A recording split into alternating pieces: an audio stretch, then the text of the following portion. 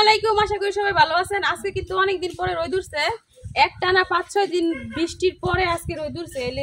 রোদটাও কিন্তু অনেক একবারে লাগতেছে ওনাকে মুখে। তো আজকে ভাবলাম যেহেতু রোদ উঠছে তো একটা চুলা বানাই, আলগা চুলা আর কি। কারণ আমাদের রান্নাঘরে তো আমরা যারা আমার ভিডিও দেখেন তারা তো দেখেনি রান্নাঘরের ভিতরে রান্না করি, তো একটু অসুবিধা হয়। এই জন্য ভাবলাম যে নতুন একটা রান্নাঘর করাম, নতুন রান্নাঘরের লেগে নতুন চুলা করি। ভাবিরে কইলাম আইতে, ভাবি যে কই গেল এখনো ভাবি আয় না। তুমি তো জানো না আমি তো রোজ সহ্য হতাই না লেগে আমি ছাতি আনছি। আমি গরিব মানুষ, ভাগ্য একটা ছাতি। ভাবি কালা হয়ে যাবে রইতে গেলে, এটার লাগে ভাবি ছাতি লয়ে এসে আমার ছাতি মাতি লাগে না ভাই। দেখুন ভাঙ্গা ছাতির রেডিও না, এটা ছাতি মাঝে বাস লাগাই রয়েছে। এটা ছাতি আমার কি হলাম রোদে, বিরাট রোদের লাগে আমি আর সহ্য হরবার হইতেছি না। এই দেখেছেন মাটি, এটা কিন্তু বৃষ্টির আগে যে শুকনা দিন ছিল তখন আমরা মাটি উড়াই রাখছিলাম। এখন এই জায়গা থেকে মাটি নিয়ে চুলা বানাই। ভাবি ছাতি লইয়া খারে হইতা হোক, ভাবি হয়েছে শুইতা মানুষ।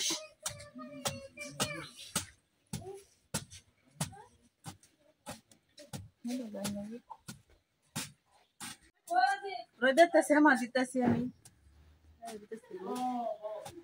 তখন রোদ কইছি না। ও শ্যামা দেলছি তো না, আমি তো কইছি না কি বড় মাইশা লোক আর চালাক চালাক লোক একটা মাটি গোবর লাগবে দেখে ছাতি ধরে খারে দিচ্ছে। আমি কি আরে কইছি মাথাটা ঠান্ডা বানাইবার লাগা লাগছি, মাথাটা গরম হয়ে গেছে। মাটি কি এবে কুবাই নিতাম না, পানি দাম নিতাম নেবে কুবাই না।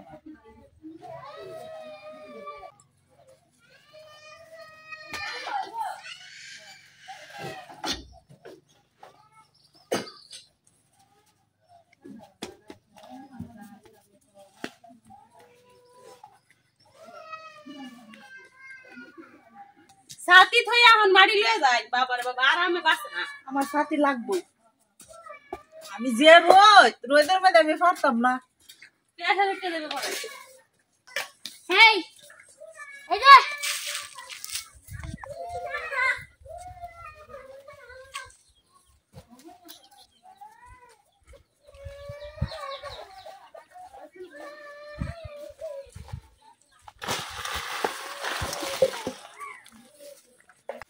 গাছ তলে তো শ্যামাই লেগে সাথী হেন থয়ে আইছি, অনেক শ্যামার মধ্যে বয়ে করবাম কাজ।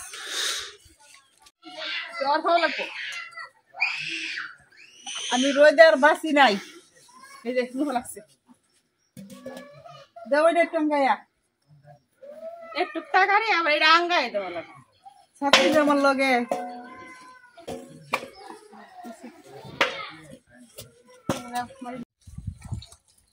আমরা পুকুর পাড়ে কিন্তু অনেক শ্যামা, এই জন্য পুকুর পাড়ে আইসে পড়ছি মাটি লিয়া। পুকুর পাড়ে আজকে চুলাটা বানাইয়াম। প্রথমে কিন্তু এই যে এই মাটিটা তো অনেক দিন ধরে রাখা, এই মাটিটা কিন্তু একটু শক্ত শক্ত হয়ে গেছে। এখন এই মাটিটার মধ্যে পানি দিয়া দিয়া মাটিটা নরম করতে হইব।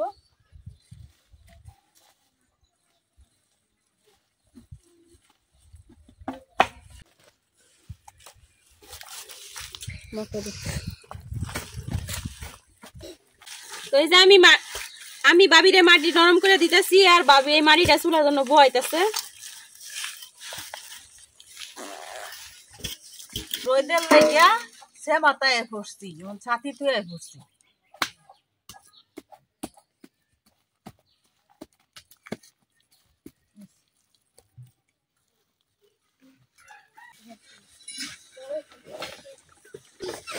চুলার কিন্তু অর্ধেক মাটি বড় হয়ে গেছে।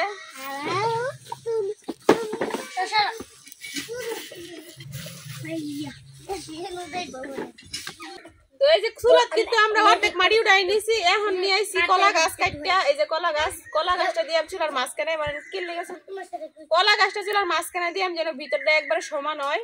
আর এটা দিয়ে মুখের দিক দিয়ে ছোট একটা বড় একটা নিয়ে নিছি। এখন ভাবি এই যে এটা ভিতর দিক দিয়ে দেয়,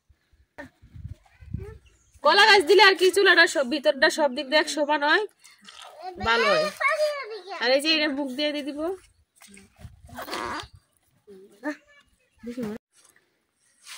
কলা গাছ কিন্তু দেওয়া শেষ, এখন মাটি ভরে নিতেছি।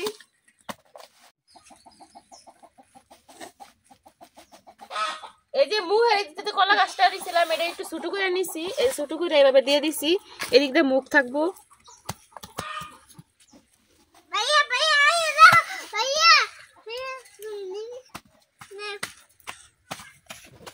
যে আমার চুলার মধ্যে মাটি বন হয়ে গেছে গা, ওখানে রোদের মধ্যে নেখালাম, রোদের মধ্যে টানবো, শুকাইবো, পরে আরো সুন্দর করবাম, ওগুলো আর কি মাটিটা বয়াইছি। ইটা টিটা সব বয়ে দিছি, সুন্দর করাম পরে আরো। এখন চুলাটা যেমন দেখা যাইতেছে এটা কিন্তু একদমই এমন থাকতো না, পরে কিন্তু এটারে সাইজ করা হইব। এখন আপাতত এরকম থাকুক, মাটিটা একটু শক্ত হইলে তারপরে যে এটার হাত দেওয়া লাগবে, কাজ করা লাগবে। আপাতত এরকমই থাকুক, কেন রোদ্রে নিয়ে খাই।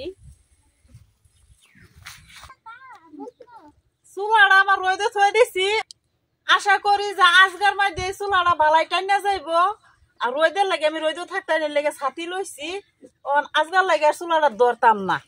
এই যে আমার সুন্দর চুলাটা বানাইছি, জায়গা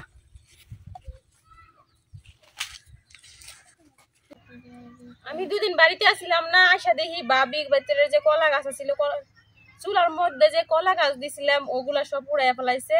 আর চুলাটা কাটতে একটু সাইজ করছে।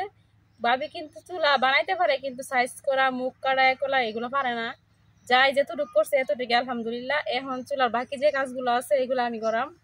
তো এখন প্রথমে কিন্তু চুলার যে চাচার লাগবো, এই যে কাছি দিয়া চুলাটা, এই যে মাটি যে উঁচা নিচা আছে ওইটা কাটটা সমান করতে হইবে। এই যে এইভাবে সমান করা লাগবো, সমান করে তারপরে চুলাটা লেপে দেওয়া লাগবো।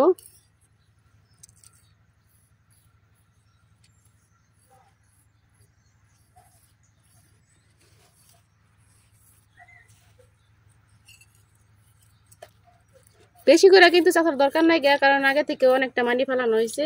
চুলাটা কিন্তু প্রথম অবস্থায় অনেক বড় ছিল, এখন কাটতে কুটটা অনেকটা ছোট করা হয়েছে।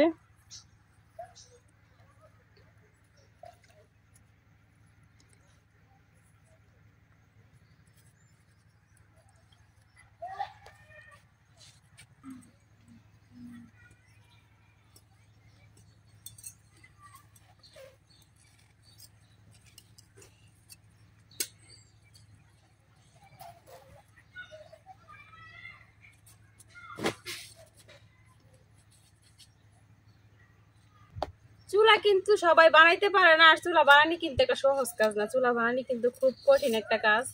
আমি কিন্তু কখনো চুলা বানাই নাই, এবার প্রথম চুলা বানাইতেছি। রান্না করে যেটা ওই চুলাটা বানাইছিলাম, আর এটা তো সবকিছু ভাবি করে দিচ্ছে।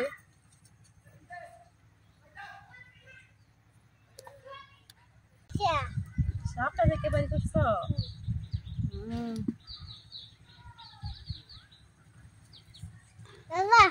ফুলটা আমার দেয়ালাও। চুলা কিন্তু সাইজ করা শেষ, এখন লেপা দিতেছি। লেপার পরে শুকাইলে, যেদিন শুকাইবো ওই দিন রান্না করাম।